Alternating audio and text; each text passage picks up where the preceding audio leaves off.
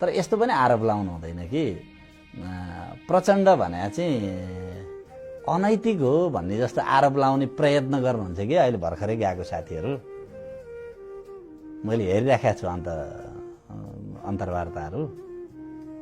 तपाईँहरू चर्चित लोकप्रियवाला युवा नेता एकचोटि आफ्नो जिन्दगी फरक्क फर्केर हेर्नुहोस्। म तपाईँलाई धेरै इतिहास खोतल्न त म चाहदिनँ। आफ्नो इतिहास अलिकति मात्रै 2-4 वर्ष अगाडिको इतिहास, 10-8 वर्ष अगाडिको इतिहास फर्किनुहोस्। तपाईँहरू जतिको नैतिक हिँड्छ प्रचण्ड काहीँ पनि होइन। व्यक्तिगत कुरा नखोतलौँ। व्यक्तिगत जिन्दगीमा आरोप प्रत्यारोप पनि हुन्छन्, कहिलेकाहीँ आरोह अवरोहमा राम्रा नराम्रा घटना पनि घट्छन्। तर तपाईँले प्रचण्ड चाहिँ अनैतिक हो भनेर पुष्टि गर्ने जब कोसिस गर्नुहुन्छ नि आफ्नै नेता नेतृत्व जसले तपाईँलाई यहाँसम्म बनाए, यति कुरामा त म गौरव साथ भन्छु। प्रचण्ड नभएको भए यो देशमा जनयुद्ध भन्ने नै हुँदैन थियो। जनयुद्ध नभएको भए यो आजको संविधान बन्ने नै थिएन, गणतन्त्र हुने नै थिएन।